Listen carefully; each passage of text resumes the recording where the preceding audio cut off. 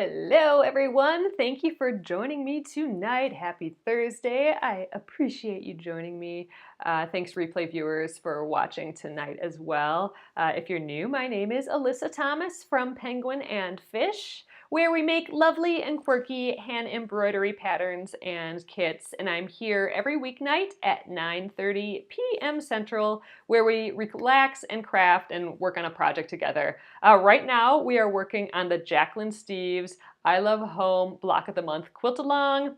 Here we are. This is block number 2. We are needle turn appliquing our little pieces onto there. Here is what the finished block will look like. This is block number 2. There are 4 blocks total. There's plenty of time if you want to join us on this project. It is free. You just go to the link, the Jacquelynne Steves Block of the Month link that I have in this Facebook post or in the YouTube post if you're watching on the replay. And click on there, sign up, and the patterns will be emailed to you. You'll get the cutting directions and the first and second blocks for last month and this month. And we are also having a giveaway. So Phyllis, I see you did the hashtag I Love Home quilt, and Charlie Ann, you did too. So there is a giveaway for block 2. It is a fat quarter fabric bundle from Sara J. And all you have to do to enter here is type in hashtag I Love Home Quilts or I Love Home Quilt into the comment area below, and you can do that here on Facebook during a replay. It doesn't have to be live, and you can also do that on the YouTube replay, which will be at Penguin and Fish Movies on YouTube. So thanks again, guys. And one last thing, we will be starting, it's not next week, but it's the week after, we will be starting another project, the hand-stitched project from the Wise Craft Quilts. Okay, this is in reverse. But I will show you the project. It'll be an English paper piecing project. It's by Blair Stocker of Wisecraft. So here we go. We are going to make this project right here from her Wisecraft books, and it is so beautiful. It will be a great way to get started with English paper piecing if you haven't done that before. If you do want to join us, that you do have to get the paper templates. I have a link for the project in the Facebook here, so you can find out more info on that. We'll be starting on the 18th. I think you just need like 40 scraps, and your scraps, I don't know, they don't have to be bigger than this. Oh, you're signed up and you have your papers. Awesome. So Lucy, do check the papers. There was a little bit of a problem that they were missing a whole segment. So if you are missing, it's the long hexagon shape from the pattern. If you're missing those, there should be 20 of them, and in mine and a few other, they were missing all 20 of them. Make sure you contact Wisecraft. I think they're working at sending out new ones before we start, which is a week from now. So. But I'm excited for that project. So it'll be, I think it's 40 pieces, so you can use similar pieces. Oh, I did want to show you guys one thing, because there was a question on what kind of fabrics, and she suggests, I mean, you can really do whatever you want, and she really encourages to do what you want, but one way to think about it is looking for lights and darks. So, you know, see here you have a little bit darker pieces around that center there, and then the rest is light. If you squint, she does hers with pretty close contrast, but if you really squint, when you squint at something, it kind of turns everything black and white. You can tell that she does have a slightly darker ones there and on the edge, and then the rest is a hair lighter. So if you want to kind of mimic that idea, just grab a bunch of light scraps and a bunch of dark scraps, and you can pick and choose as we work on it. Oh, you got the book and you're waiting for the kit. Yes, so the pattern, the English paper pieces are not actually in the book. The book is fabulous, actually. It's going on one of my top 5 craft books. I love it. But the pieces there is a link on her blog post on where to get the pieces. So that link to her blog post, to Blair's blog post, is in my Facebook post here. So you can get to it there. So awesome, guys. That's the beginning stuff, the catching up on everything. So now I'm going to flip you around. Let's get needle turn appliquing. I'm hoping I can finish this tree trunk today and maybe even start on the little ground piece. And then that's it for a needle turn on this. I think we're cruising on this block number 2. So awesome, guys. Thanks again for joining me. I'm going to flip you around and let's get making stuff. So I'm all ready to get going. I have this side completely stitched down. So see, here we go. Next up, I took the pin out because it's being held down enough with all this stitching. Next, we need to tackle these really acute, like really harsh, like inner points here. So what I'm gonna do, I'm gonna prep this first inner point because we're right up here. I'm almost there. So I'm going to take my scissors and cut right down to that point there. Oh, I'm a little nervous for this, but we'll work it. I'm going to use my giant scissors here, even though I know it's giant, but it's a really, really great, precise scissors. So I trust it getting right down in there really well.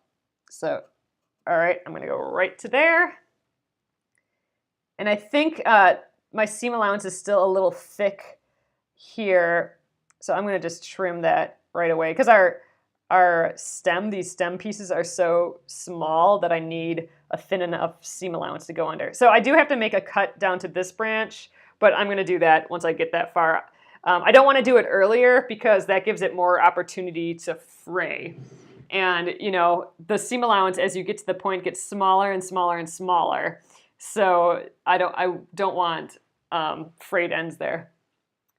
I'm gonna do it. I think it's gonna work, Rosalie. I'll trim it on the second way around. No need to do it now. All right, so I'm gonna fold in this little bit. It's kind of a lot to fold under. Fold this way, and there we got our little top of the branch. Oop, pull that tight. And I'm using this size 10 straw needle before. You were waiting, to do the trunk before you tried. Yeah. Oh, thanks so much, Holly. I really appreciate that. MK, they are not gingers, although I use gingers a lot. I think because they're kind of readily available. But this scissors, I totally feel is a step above that. I'll show you it again. Let me just do my little locking stitch in this other corner here. I got this at a trade show and I couldn't recommend it more. It's awesome. It's a Kai, that's Kai. This one happens to be the 720 or 7230. It's an 8-inch dressmaker shears, and the dressmaker shears means it's like, you know, it's bent. So it's flat there, so you can like have it flat against your surface. But it is so smooth, like listen to it. I just love it. So if I really need like some precision and it to cut like butter through anything, I dig it. I like this scissors. Oh, you know, I didn't put that in my little links thing here. I'll try and remember to put that in, but I love it. Okay, I mean, it's not a cheap scissors, but it's fabulous. Oh yeah, so I have a little small one too. I'm using it on my jean quilt that I'm making, the small one, because it can cut through anything too. But yeah, I tried it at a trade show and I'm like, dang, I need this thing. It's just really great. But I do have a lot of gingers. Man, I should take all my scissors out. I think I've kind of all of a sudden become like a scissors collector, or I feel like if you put all my scissors in one place, people would think I'm a crazy person. Like I never was intending to have a million scissors, but I like love scissors. There's something just fantastic and magical and lovely about them. So I don't know, I should do a post once or something get every single scissors that lives in this house and like do an inventory of them or something. But like I love going on eBay. This is horrible, and I haven't done it in a while, thank goodness, because I would have more scissors. But I love looking at vintage scissors on eBay. Like I have a really cool button cutter scissors, buttonhole cutter. Oh man, just a whole lot of them. I have like this old, like vintage scissors from India that's like hand forged and stuff. That's just super cool. I love it. Oh, good morning, Kathleen from the future. Oh, you just got home from an awesome quilt show expo. Oh, cool. Bet you get like tons of inspiration from that. I know, sewing tools of all kinds. All right, this is so tiny, this little branch, but I kind of love it. It's so sweet. So we're just going down, and like how we were doing the other ones, as we approach the point, like as this point gets skinnier and skinnier, that's when we'll switch from going up through the fabric to going like down through the applique pieces. Because going up kind of encourages those frayed ends to come out, going down encourages them to stay put. So once I feel like we're getting close, I'll switch around.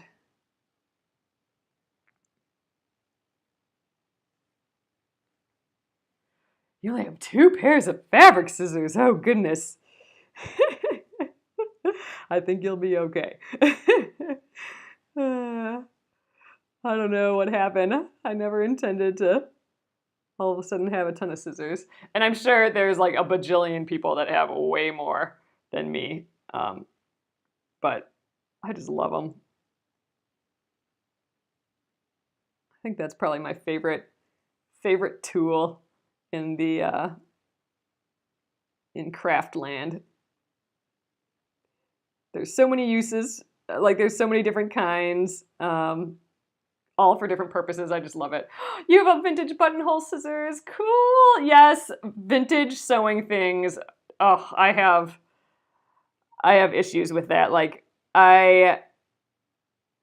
don't let me be tired and go on eBay to the vintage sewing section. I'll end up with like some weird stiletto or, you know, that's where I got my buttonhole scissors, and I think I might have gotten another scissors there. I was just going to make a comment about 2 pairs of scissors too. How funny. Oh, you use your great grandma's scissors. Oh, Gretchen, I love that. Oh, I do have a little bit of ways to go. I thought I was closer to the point, but not quite. But I am going just from the back and straight down now. We'll do that one more time, and then we're, I think, at the point. I think I can come up. I'm going to go straight down and then come up. So it is a few more moves for me. Oh, I know one thing I'm missing. I always bend the one piece back farther than I need to, the opposite end of the point. It helps you kind of define the point and helps tuck it under. Oh, you have them sharpened often. So that's one thing I need to figure out, because I have several scissors that are sitting in a drawer because they need just repair. They need to be sharpened or just fixed a little bit. So I don't know. Where do you get them sharpened at? Like, is there a place that just does scissors sharpening? Like, I don't know. That'd be pretty sweet. I don't know. Like, I don't know. Where would I get that done? I'm gonna have to look that up. All right, I think I'm gonna do this point now. We're looking pretty good here. No frayed bits or really anything coming out. So I'm gonna just tack it down right there. And tack it down again in the same spot to just hold it in place. There we go. Oh, really? Ace Hardware. Huh. You have a saw shop. Oh, well, that's interesting. A saw shop, like not like a lumber shop, like a saw shop. Does anyone use Fisker sharpening tool? Oh, no, I haven't used that. Here in Illinois, the local quilt shop has a guy. Oh, that's funny. Hmm. But Ace Hardware, we definitely have one of those, and we frequent it. It's a nice little neighborhood store too. I will have to. We'll ask them next time. That would be freaking sweet. Usually quilt shows will have someone sharpening. Oh, well, that's interesting. I didn't really realize that. Look at that cute branch. Oh, I just think that's so sweet. It is so skinny. I love it. Oh, some of the quilt guilds. Yeah, dude, could make a killing going around to different guilds doing that, I think. The saw shop sells lawnmowers and other things. Oh, for funny. Huh. Um, hmm. I don't know if we have a place like that. But Ace Hardware, I will check that next time we're over there. That's right in the hood here.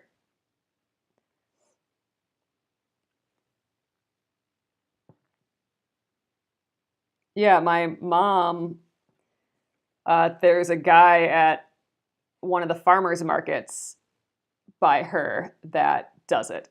So she'll bring scissors and knives and stuff. Well, not knives so much anymore. My dad got a nice knife sharpener and he does a lot of knives, but she's gotten scissors done by him before. So random.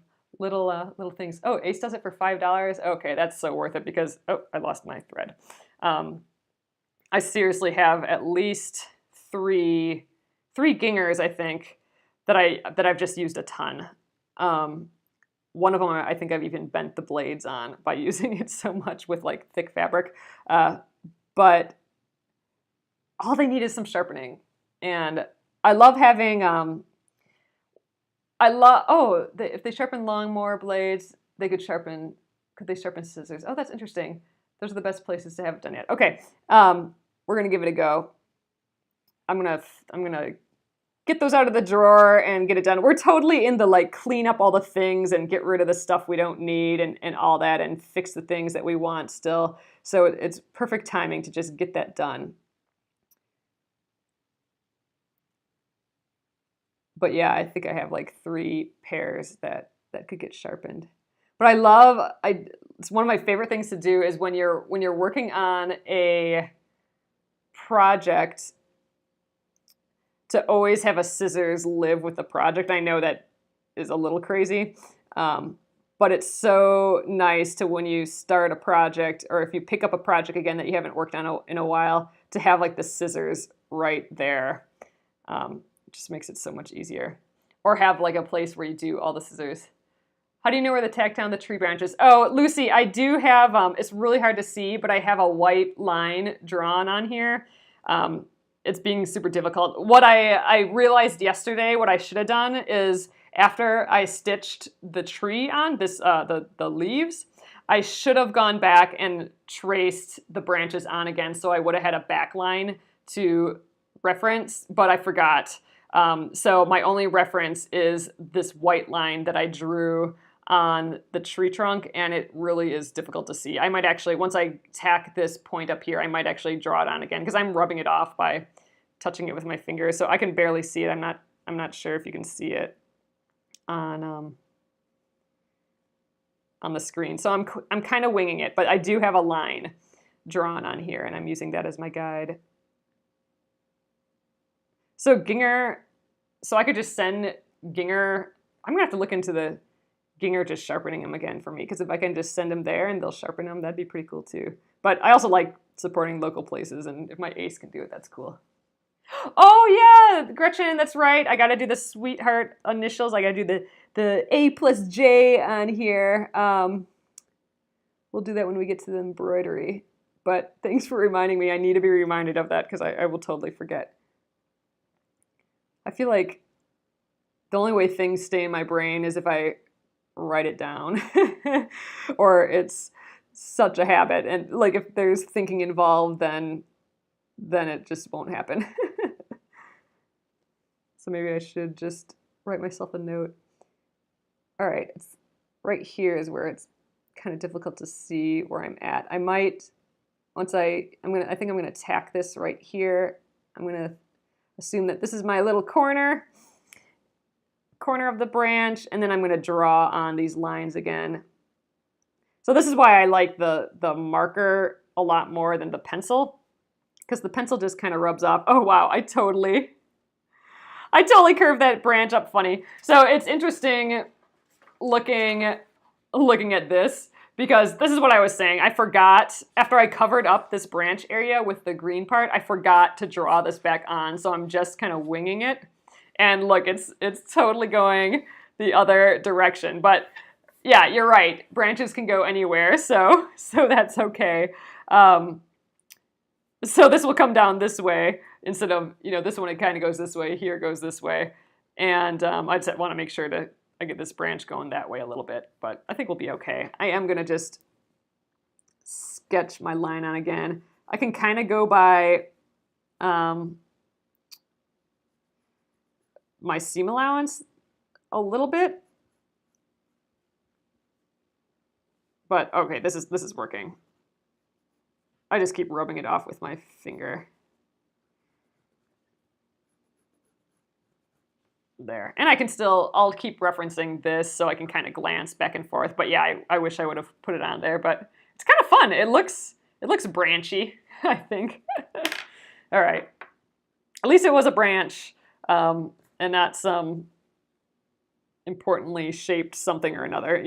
Branches can go anywhere. You're right. Okay, let's flip that top.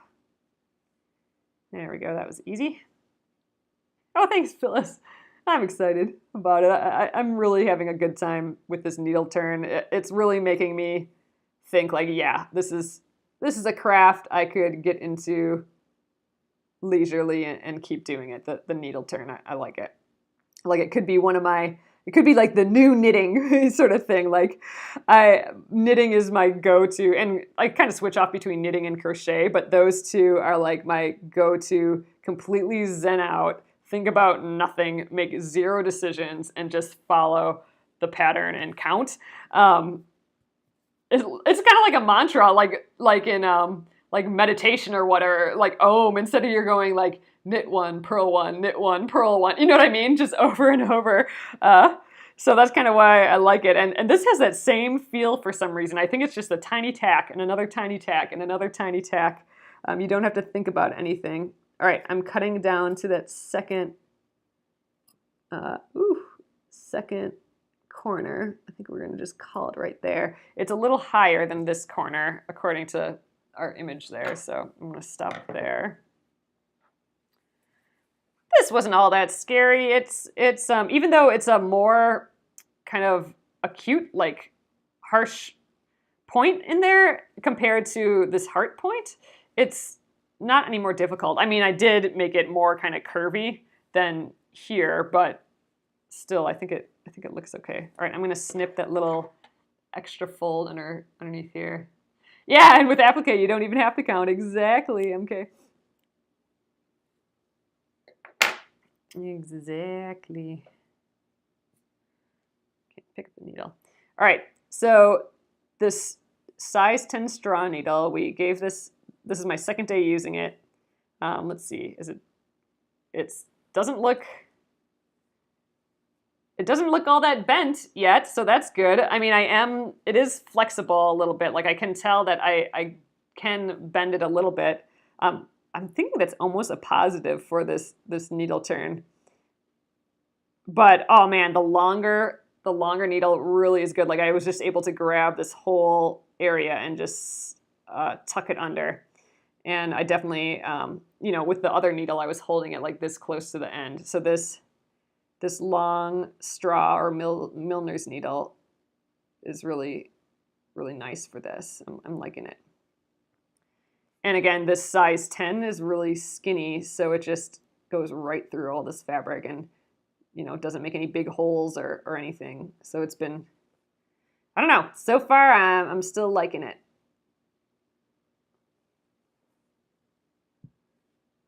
So I'm happy with that. I think this fabric is so fun for this tree branch. It's fun to use fabric that you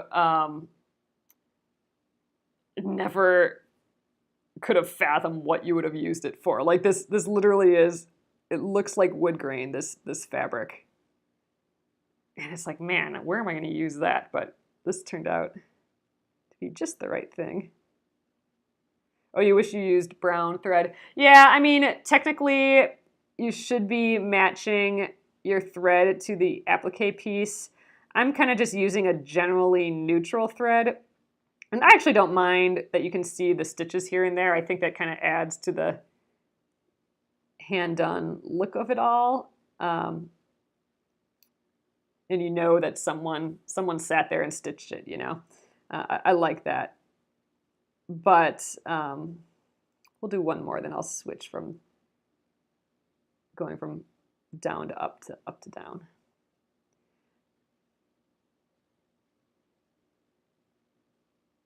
All right, we're gonna go straight down though. Let's work on getting to this point. It's cute, I like this branch. All right, again, I'm gonna bend that kind of out of the way.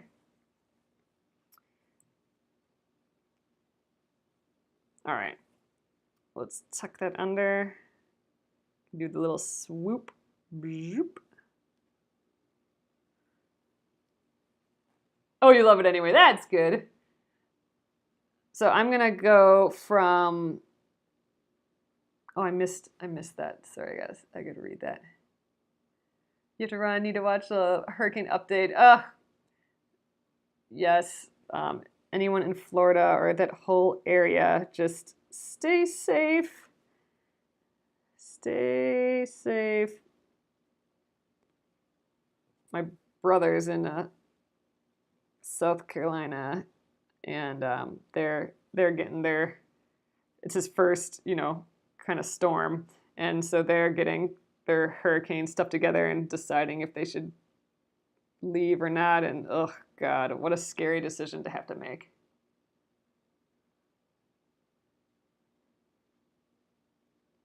All right. I got some fuzzles here, so I'm trying to tuck them under, but actually the more I try and tuck them, the more it's gonna fray, so I'm just gonna try and tack it down. All right, I'm gonna do the point now, the inner point. We'll go around that twice just to lock it in place, and I am running out of thread. This isn't really a place I want to stop, though, to tie a knot. So I'm going to see if I can get a few more stitches going up this branch on the other side. Oh, you're shuttered now. Oh my gosh. All right. You're supposed to fly out tomorrow to Florida. Oh, yeah, it canceled. Okay, good. That's right. I think you were saying that yesterday. Yeah. Oh, God. I have a friend from high school who is like frantically on Facebook trying to get her dad out of there. I don't know, just scary. But like they're saying like all the planes are booked and all the trains are booked, and you know, it's just difficult to get out. So stay safe as you can, you guys, if you're anywhere. Well, and you know, with all the fires and stuff too in the Northwest.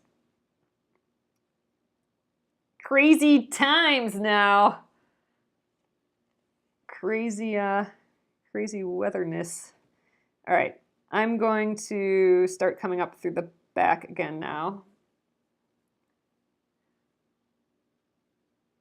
Oh geez, just got back from filming animal rescues at Harvey. Oh my goodness. Yeah, poor Oregon. Yeah, it's just hard to think about it all. It's just amazing, the craziness of the weather.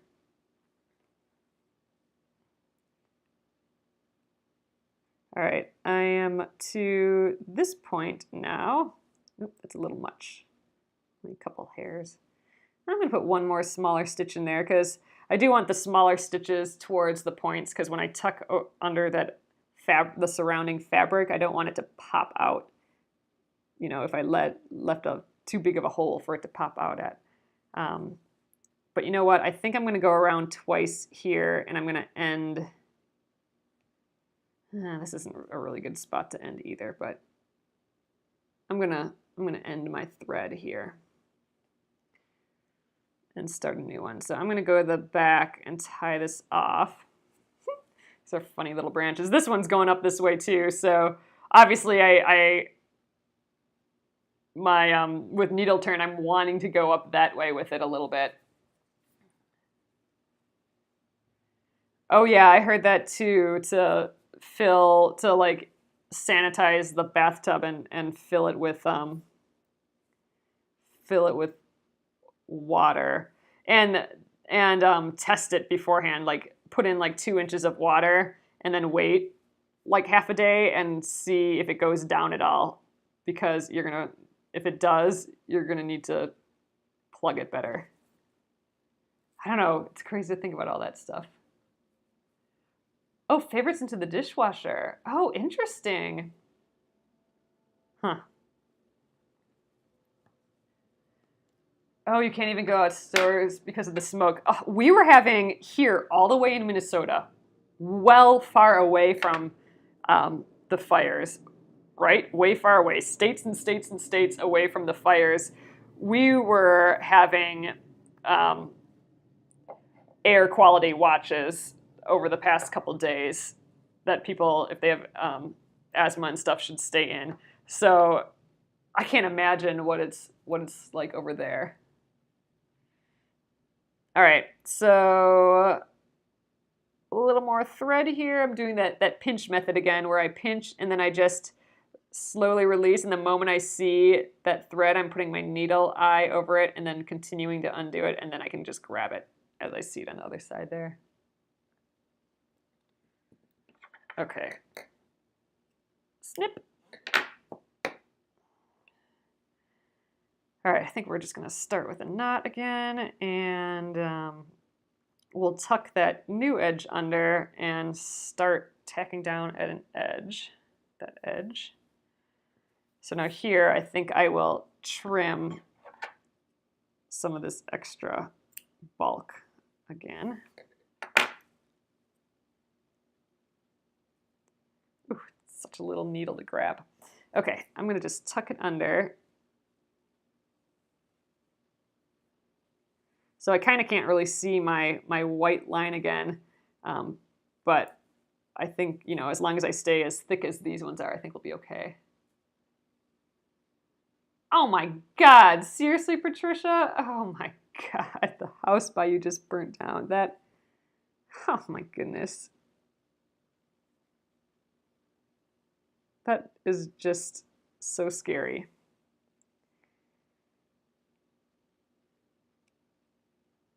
The earth needs to just chill and watch a movie and like knit. Stop all the crazy. All right, I'm gonna go in the same place again to tack down that opening stitch.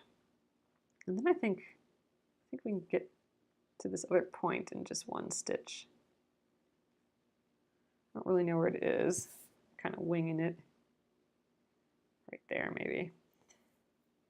Well, we made it through the points. I mean, clearly it would have looked more like this if I would have drawn it on. So I just forgot to do that.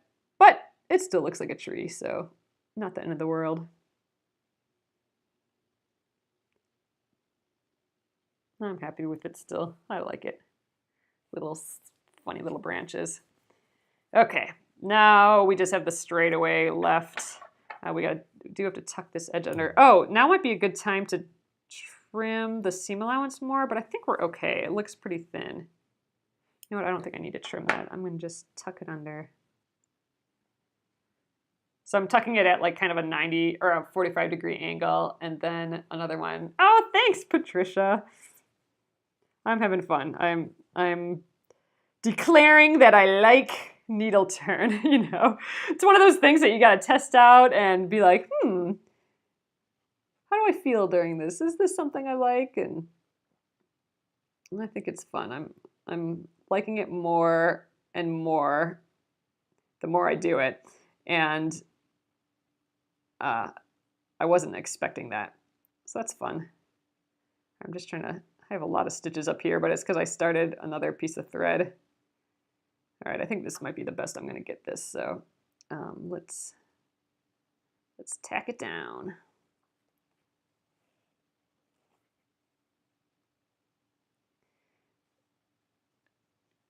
Yeah, I think it's a fun tree. I like how this green with the squiggles, the waves, is looking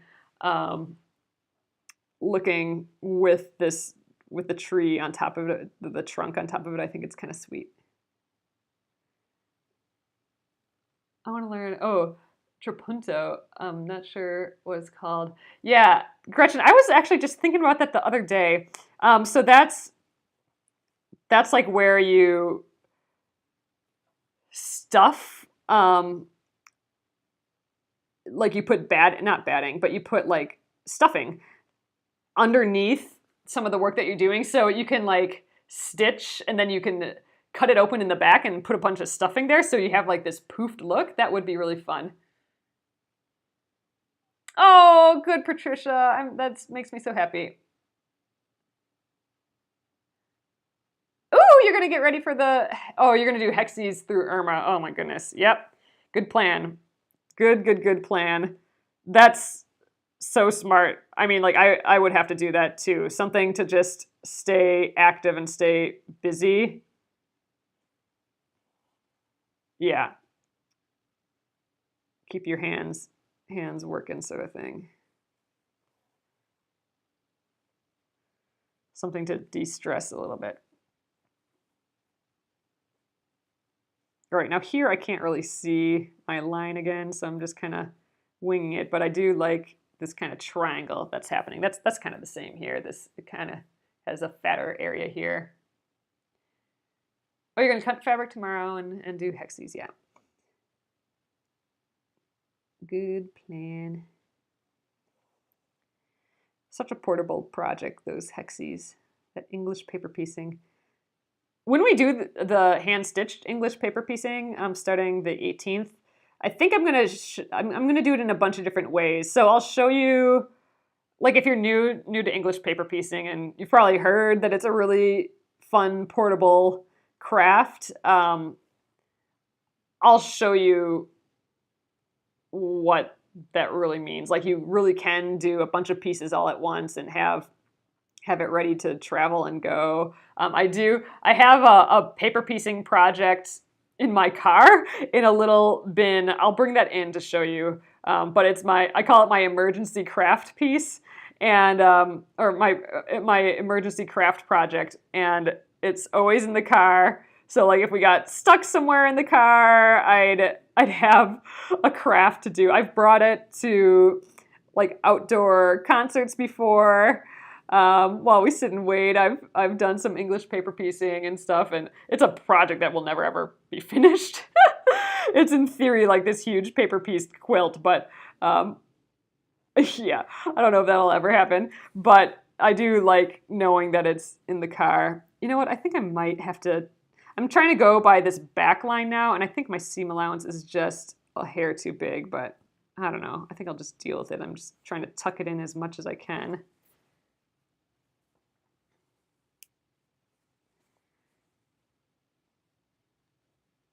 Like I think my seam allowance is bigger than the actual thickness of the tree trunk.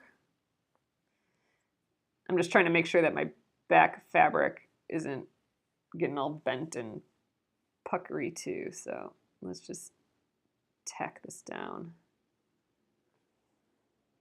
I think we will be able to start the ground yet tonight, which is awesome. So we'll completely finish this tree, get the ground, ooh, I just stabbed myself, get the ground going, and tomorrow we'll finish the ground pretty quickly. I don't see that taking a long time. And getting embroidery, we'll start on the embroidery. I think maybe I'll start with the embroidery on the tree, just so I remember. You guys can remind me tomorrow. Hey, you said you were going to do the tree trunk first. All right, almost all the way down. I just have to get beyond that baseline, that ground line. Wow. It's just amazing to me that you can needle turn something so skinny. It's kind of exciting. Like just think of all the itty bitty pieces you can make. I don't know, I think it's pretty fun.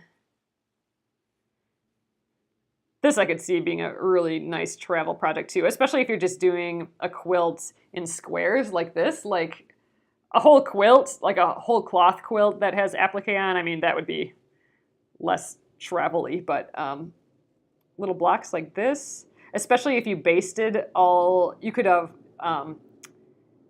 hand stitched, like hand basted all your pieces on right away, or like most of them, and then you just stitch them on. They'd be all ready to go already.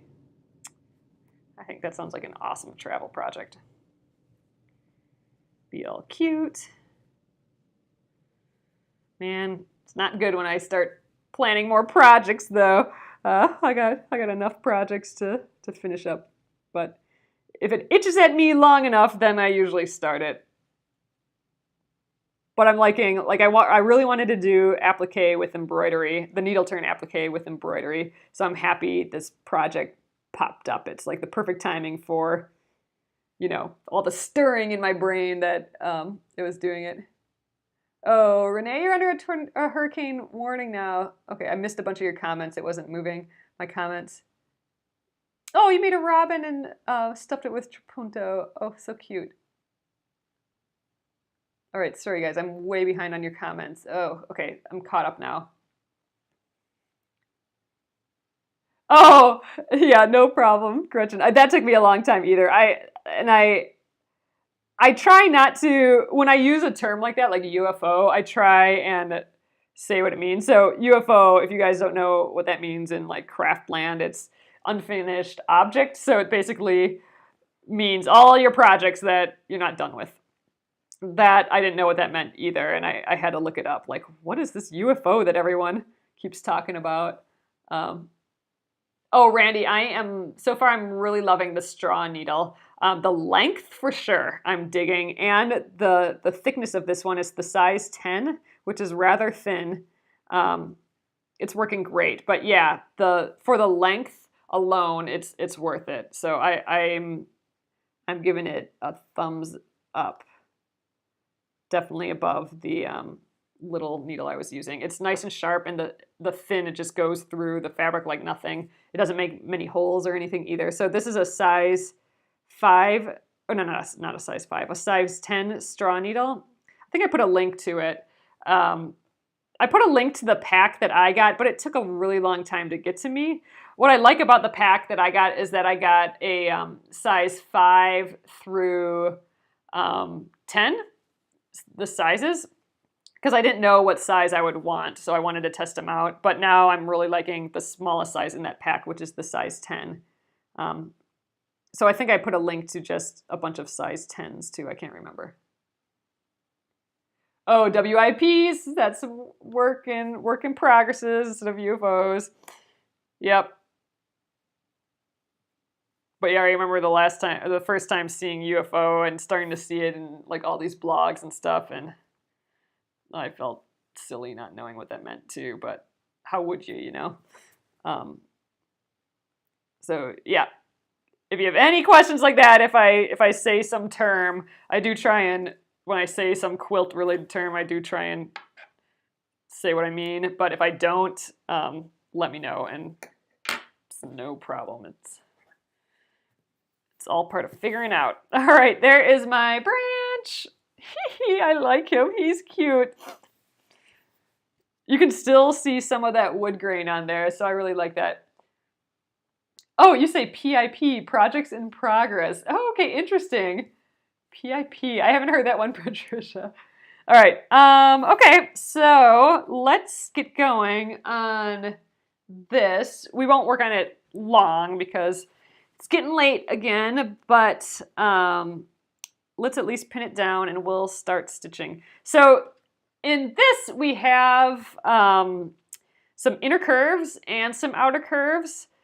The outer curves, that's where we were cutting the notches out, like those triangle bits out to reduce bulk. This is such a gentle outer curve that I don't think we'll need to do that. However, whenever you have an inner curve, you usually do need to snip. So the snip is just like the one little snip. It's not the notch. Like you're not cutting the triangles out. You're just making a little snip into it.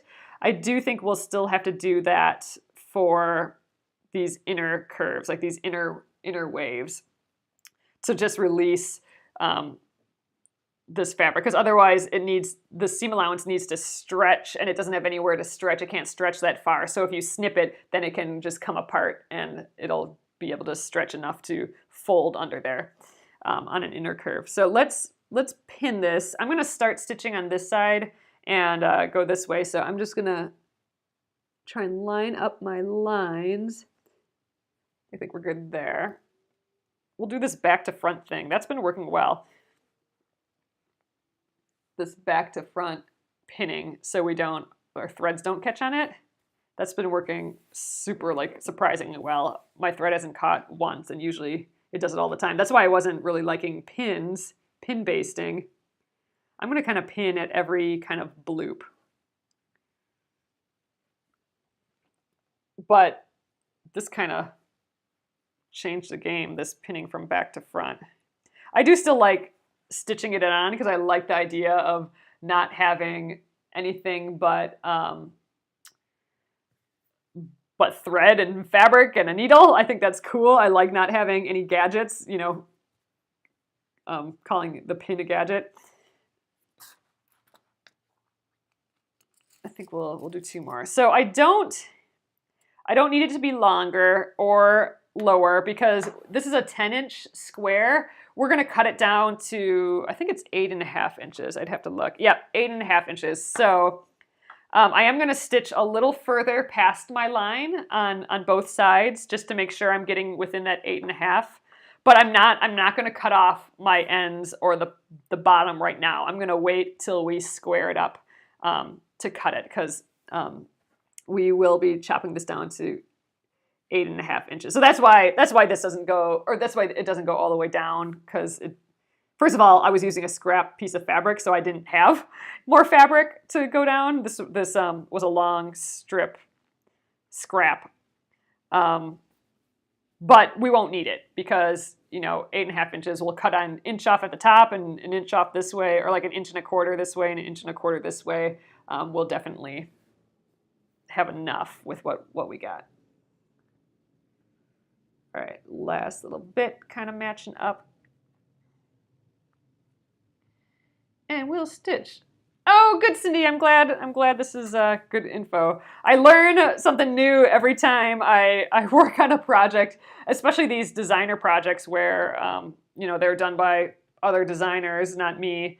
And it's just interesting. That's what's been fun. You know, everyone does things differently, and things that I'm unfamiliar with, like, you know, I do embroidery, right? That I can do okay.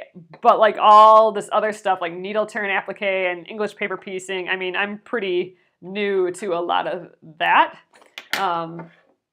You know, I get the basics and stuff, or I've tried it once or twice somewhere here or there. But with the Splendid Sampler project, I had to really kind of dig into a lot of that, and you guys helped me with so many tips and tricks, and I'm a tip and trick gatherer. That's like what I feel like.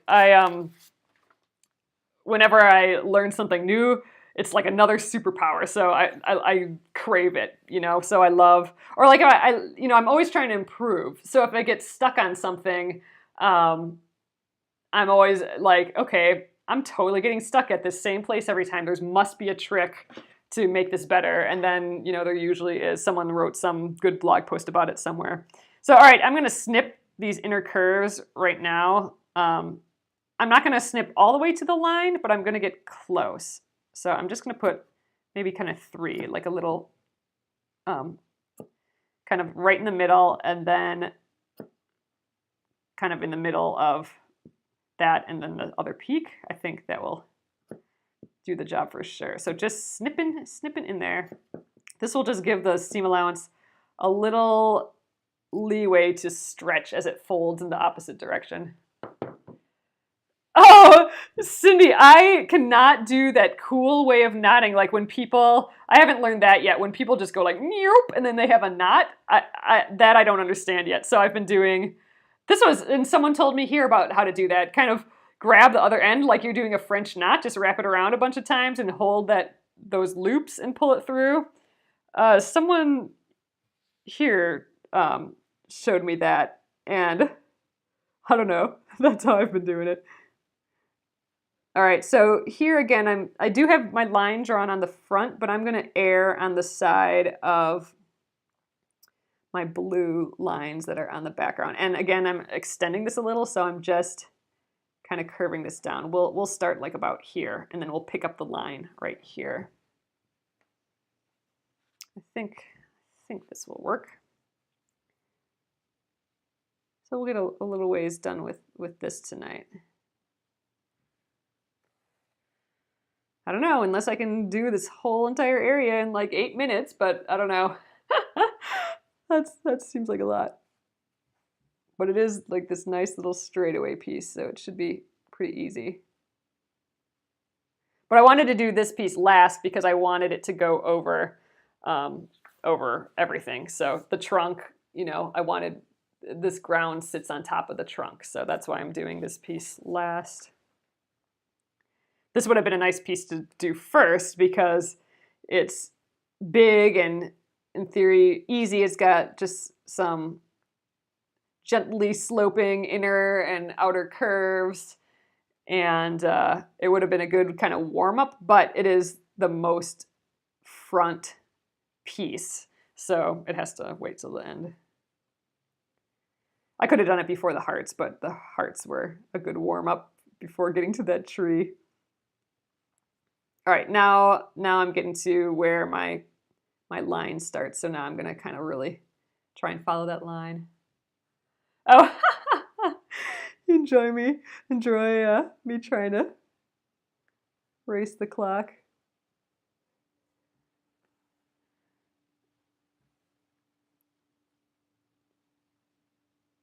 My seam allowances, I think I left pretty big here. They're feeling a little awkward to me. Get underneath there. All right, I'm just really kind of tucking it under. And then I'm gonna kind of untuck it to get back up to my line. They're being a little unruly. I'm thinking this fabric is a little different than the other fabrics. I think I was having this issue kind of last time we were stitching. This fabric is just a little thicker and stiffer than the other fabrics, I think. I don't know. It feels a little different. Like it doesn't want to stay in its little needle-turned world as much.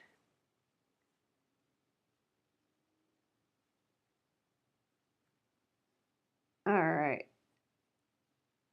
Getting around this curve here. I do think this fabric's really pretty though. I love this brown and the blue together. Okay, I'm making my thread a little shorter. If I can get to the end here. There we go. Can't make it much shorter, I guess. All right, we're getting to the first inner curve. I'm just gonna kind of tuck all that under.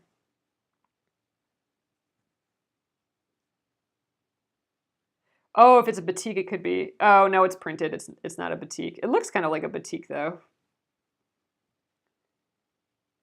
Oh, you entered to try and win that fabric. Oh, yeah. So, you guys, I put a post on Penguin and Fish, my Facebook page here.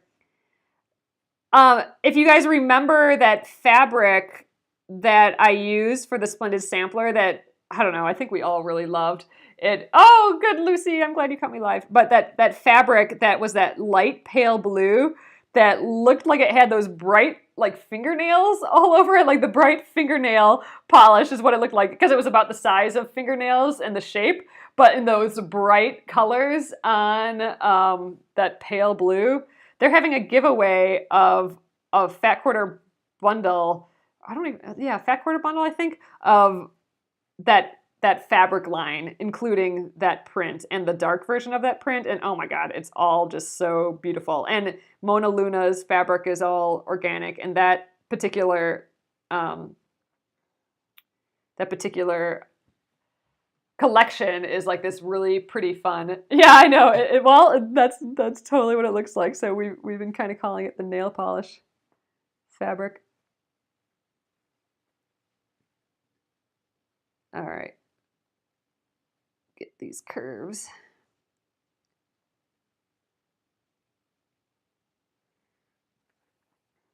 Yeah, like this one I could have put, oh, I don't need this pin anymore. That might be causing things to be less flexible here.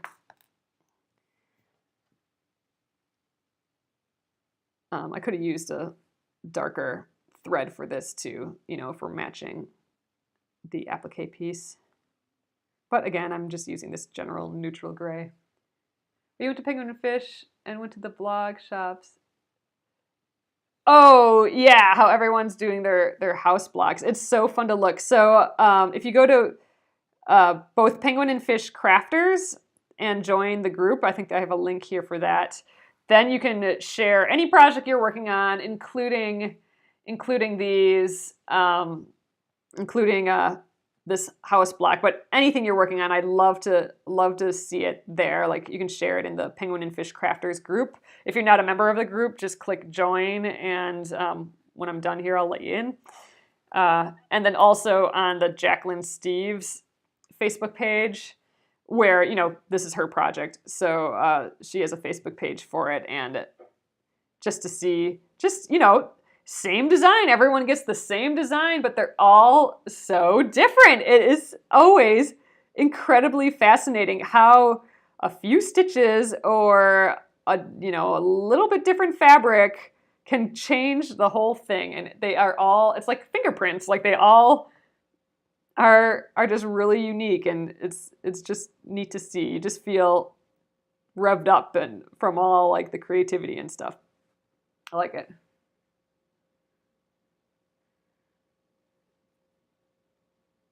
All right, I think we will just, I'm kind of tempted to just keep going here. I don't know, how are we doing on time? I think I might keep going here. We're almost halfway done with this. I don't know, I feel weird about just stopping it in the middle of this. It would be nice to start with just embroidery tomorrow, so I might just try and stitch through this guy. Oh yeah, there's some, I saw that too, a Christmas themed one. That was awfully cute. And who here was doing it through the months, like different months for each one? I thought that was a really cute idea too. Let's see if I can flip this with my needle.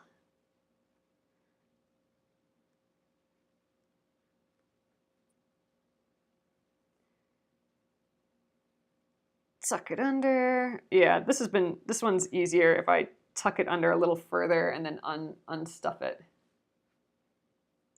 Yeah, there you go. 4 homes, 1 for each season. That'd be the life, right? Oh, it's time to go to our spring house, like in the lavender fields or something, and oh, now it's time to go to the winter house down in, you know, Bermuda or something. I don't know. That'd be a good deal.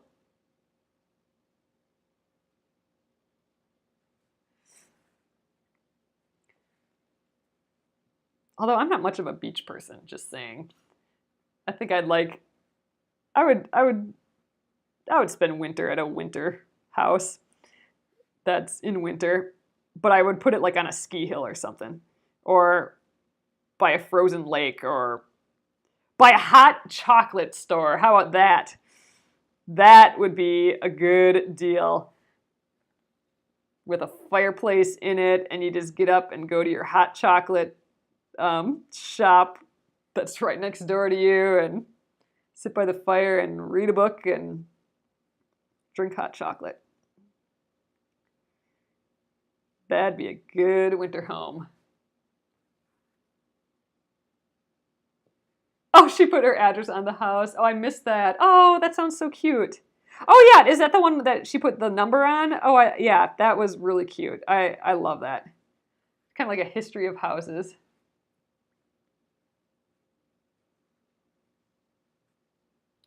Yes, and then sit under the quilts. Yes, exactly. See, winter in winter. I don't need to go to a beach. I'm weird on beaches. It's just, I don't know, just the sitting and not doing anything. I think that is not in my nature. Well, actually, that's not true. I very much love sitting in my chair with blankies and reading my book and drinking coffee. So I don't know, but I'd choose that over doing that on a beach for some reason. Give me a comfy chair and a cup of coffee and my book and comfy jammies. That's better than sitting in the sun on a beach, I think. Have the window open next to you so you get like the spring air coming in. That sounds nice. Got a little knot there. We're cruising. I'm just gonna finish this. This is the second to last little hill. One more inner curve and then that's it. Swim at the beach. You could swim at the beach if it's like a lake. So a lake cabin, that would be cool. But I don't know, swimming and, I don't know, the ocean's just big and scary. And goes forever. That's scary. I would pick a lake though. Overlooking the lake, hearing the loons. That'd be nice. Make that black. Yeah. Although I should have made this water like blue, like it's water. Then this would have been the perfect lake home. Okay, I'm declaring this the lake home. It's just in the evening, so the water's darker. This is out on the lake. Oh, perfect. So this is the boathouse right here, and then this is the house. Perfect. Except for my boathouse would not be a boathouse. It would be like a long arm quilting shed. How about that? Oh, you have great memories of Lake Harriet. Oh, that's so fun. We ride our bike to there sometimes. I think we're gonna ride our bike to the farmer's market this Saturday because we gotta get in as much as we can before it all goes to winter, which is starting to feel cooler and cooler. They scare you too, the oceans. Yeah, I don't know. I never connected with them like how other people do, the whole beach thing and oceans. I think it's just, grew up in the Midwest. I lived in California for a little, but that always felt a little weird to me too. I mean, the sky was literally a different color in California than the Midwest, and I think it's just because it was by the ocean I was by the coast in California, and in Northern California, and it's just everything is just a little off,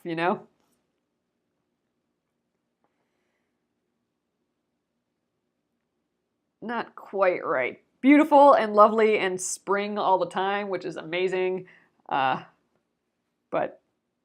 not quite home. All right, I think I'm going to remove this pin.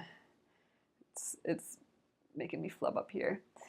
I'm in Minnesota, but I grew up in Wisconsin. So I grew up in Wisconsin, then I went to school here in Minnesota, and then met John in school, and then we moved to New York City for a little while, and then to Northern California for a little, and then back to here. And we've been here for probably a decade now or so. Gosh, maybe even more. In the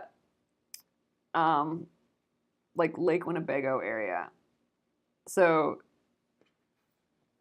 I don't know, kind of southish Wisconsin.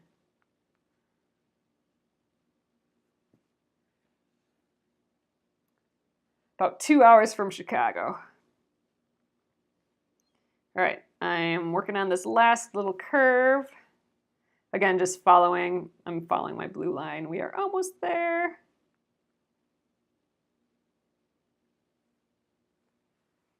Oh yeah, the cheese. Cheese is always involved when we go back to find, like, there's actually a goat farm right near my parents' house, and we get cheese from there, and yep, we are cheese connoisseurs for sure. You're from northern Wisconsin. Oh, fun. Oh, now in Arizona. Oh yeah, I know. I'm wearing a sweater today. Can you believe it? It's just driving me a little crazy that I have a sweatshirt on. Yesterday I had a coat on here. It was that cold. It's warming up again a little bit, but yeah, I had to break out the sweatshirt today, which I was actually kind of excited about. I like this sweatshirt, but I haven't seen it in a few months. But yeah, just the act that I have to dress warmer is not making me happy. I hate being cold. But I don't, I like the spring here. How about that? I like the summer too. I don't mind when it gets muggy and hot. A lot of people just can't stand that, but I like it. Oh gosh, still 90s there. I know, you can feel that fallness. There's a little briskness in the air.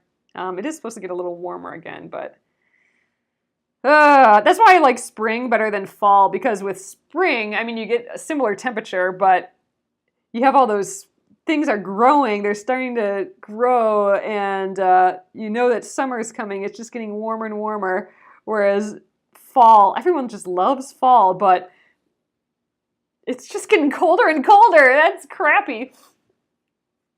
Oh gosh, it's 90 in Calgary? Holy moly. Yeah, I'd say that is insanely warm for this time of year. And like even like as north as you are up there compared to here, that's wow. Yeah, I think we're supposed to get up to kind of mid 70s again tomorrow, which is going to be just beautiful. All right, we are wrapping it up here. I think I have maybe 3 more stitches and we'll be good to go. Yay! This is it for needle turn. So this did not take all that long. Oh yeah, Kathleen, you get summer soon. Oh, that's so neat. So my brother follows winter all the time. So he's finishing up there in Australia soon, and will be on his way back here for winter here. He just goes from winter to winter to winter. It's, oh man, I don't know. That gives me a little heart palpitations thinking about that. I just can't. Ugh. Ugh, yeah, I don't know. All right, I'm going to go through this area one more time again. Oh, I think I kind of did. I'll just go down. We'll tie the knot here. And we have our needle turn done. Dang, I don't think that took long at all. I thought that would take at least a couple more days. We have a whole day to start on embroidery still. Yeah, I think we'll for sure get this done before we start block 3. We'll for sure get it done before block 3, but we'll get it done before we start the hand-stitched project, I think, which would be great. It's nice to have things done and not hanging out there in the ether. All right, oop, I'm dropping pins and needles. Let's put my needle in my little felt guy here. All right, let's take a look. Cute. Yeah, my curves are getting a little bit better, I think. I got a little kind of pointy here, but not too bad. I like my little tree. So fun. Yep, no glue or freezer paper.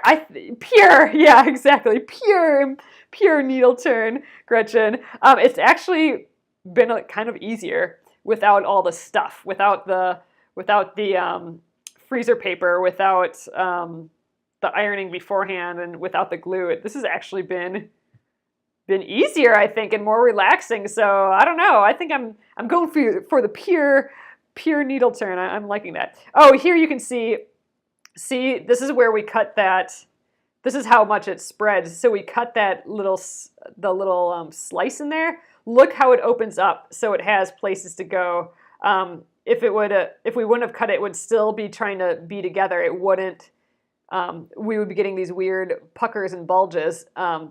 So it needed to move that much to accommodate itself. So that's why you do need to snip those inner curves. But yeah, all right. So tomorrow we will start this embroidery. So everything else is going to be embroidered with this color thread, this bright coral thread. And I don't know, from the looks of it, it all looks like we'll probably just do backstitch for the whole thing. Maybe on the door or something, maybe we'll do a chain stitch here and there or something. Or I don't know, maybe we'll play with it a little bit, but we'll probably keep it mostly to backstitch just to keep it consistent. But all right, guys. Awesome. I'm super stoked. Thanks for hanging out with me like 10 more minutes or so we can finish that. It feels good to have that done and we can start fresh with a new thing tomorrow. That'll be good. So, all right, I'm going to flip you around. Hello again. So here we are. I'll show you it. Cute. Oh, so I'm totally pretending that this is out on the lake and that is water, not ground. This is the lake house one. So I love it. I think it's just enough stuff. Like if I wouldn't have done the hearts, then there would only be needle turn over here. So I think it was important that I added the hearts, my parameters of all the plants, the ground, and the hearts being needle turn. I'm happy that I did that versus just the plants because we needed those other two things in the middle to kind of balance it out. So awesome. Thanks again, guys, for joining me. I will be here tomorrow, Friday already, to start this embroidery.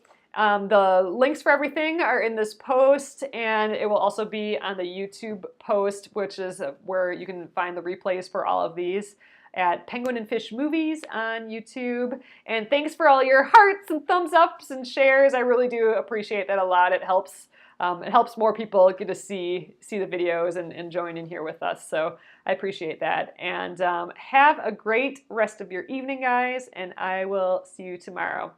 Good night.